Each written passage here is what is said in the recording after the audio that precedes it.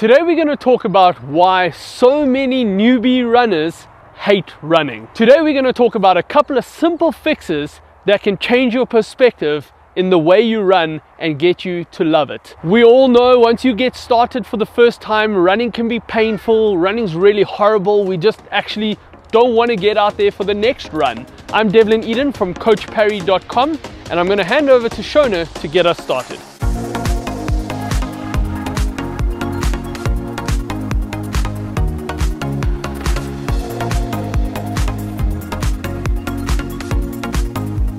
A lot of my friends often ask me, they don't really understand why I love running so much, and so they're like, oh, let's give this a go, let's give this a try, and so they put their running shoes on and they head out. Inevitably they land up running so fast or running to the point where they cannot breathe anymore, and then they turn around and they're like, no Shona, you're mad, this is not fun at all. And that is possibly the number one thing I see new runners, the biggest mistake I see new runners make, is that they start running way too fast, and so you land up hurting yourself literally and figuratively in your head, and you sort of turn around and go, oh no, this isn't fun at all. So really, if you're a beginner runner, what I suggest is to start your running a lot slower than you think you need to be running. Really start much slower. It's not a sprint, and you're not supposed to feel like you're bursting out a lung. You want to feel that it's easy. You want to add in a couple of walk breaks, especially when you're just starting out, so that by the end of that run you kind of want to feel like, I could have been going for a lot longer. I promise you'll find that to be a lot more enjoyable. So Shona has spoken about the fact that when we start out, we often just go way too fast. And with all things, when we're excited and we start out, the reality is that we probably also do it too often. So you're already struggling with the intensity and feeling terrible, and then you go out and you run way too often because you're excited and you think you have to run every day to get the fitness benefits. That means that you are not giving yourself any time to recover between those workouts, and so that pain and fatigue actually builds up quite quickly in the short term, and you just end up hating what you are doing. That, coupled with the fact that in your head you've got this idea of what constitutes enough running to give you the exercise that you need, and so something like a 15 to 20 minute run almost feels like I'm wasting my time. And so for exactly the same reason as running too often, running too far at the beginning causes too much damage. And if we're doing both too much and too far on a regular basis when we start out, it's no wonder that people think, geez, how do people ever get to the point where they love running? So slow it down, spread it out, and reduce the volume while you are starting out, and you'll enjoy the process much, much more. Mentioned earlier around friends who have just sort of gone out and put their running shoes on and they head out for a run. It's probably the biggest mistake as well, is that they don't have the correct gear. They don't have the correct running shoes. So they're probably just heading out running in their gym shoes or in a pair of random sneakers, because, you know, just running shoes, right? And that is essentially, if you head out running in the wrong sort of shoes, put yourself at a higher risk of injury, in particular things like shin splints, and so you're going to come back from that run feeling quite sore. So it's really important to make sure that you have the right set of running shoes before you head out for these runs. There's essentially two aspects to this. The first is that, yes, running shoes are a particular kind of shoe, right? So don't go running out in your casual sneakers or your gym shoes, training shoes, yoga shoes.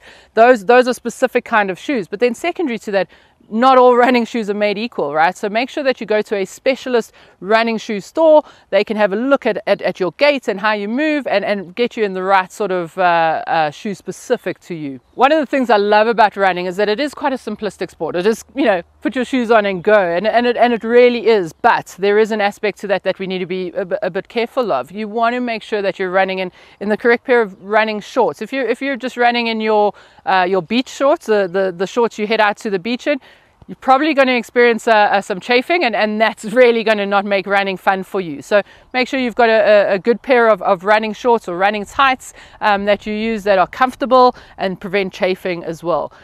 For females, we want to make sure that we have the right sports bra. This is really important. So the stats around women who are running in the incorrect bras is massive, and it's quite detrimental to your breast health. So make sure that you're running in the correct sports bra. If you go to a good sports or bra company, they'll be able to measure and give you the right sizes for you. It's going to make running far more enjoyable, definitely, and it's also going to be better for your breast health. So as Shona mentioned about newbie runners starting out too fast, running too quickly, managing your expectations is absolutely vital. Knowing where you are now and training accordingly is absolutely key. The reason I say that is most of us, when we start, you might have a friend who runs a park run and wins park run or has a really good time, and you think you can run with them or you can keep up with them. That is just one way to create injuries, to again really not enjoy this running experience. What we often forget is that friend who's winning park run or is running really well has probably been running for 10-15 years and has been training and has a training history behind them, where us starting out, you don't have that. A really good analogy or example of this is learning to swim. You're not going to be an Olympic gold medalist in the breaststroke if you've never swum in your life.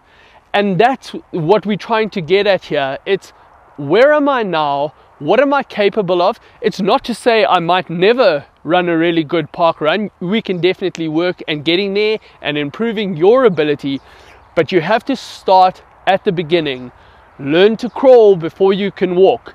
And that's what we're really trying to get at here, making sure that you're building slowly, you're building appropriately to, again, not fall into any pits of injuries, overtraining that really just gives us this bad experience of running, and that forces us not to actually want to do it anymore. The next thing that we see that makes people not enjoy running when they're beginners is group runs. But before I carry on, let me just say that group runs are actually really good for you. For the most part, running in a group helps make running more enjoyable. You're running with your peers, it feels easier, and that camaraderie can be great for motivation, and you're actually more likely to stick to a plan if you've got a group of people with you that enjoy the same things you do.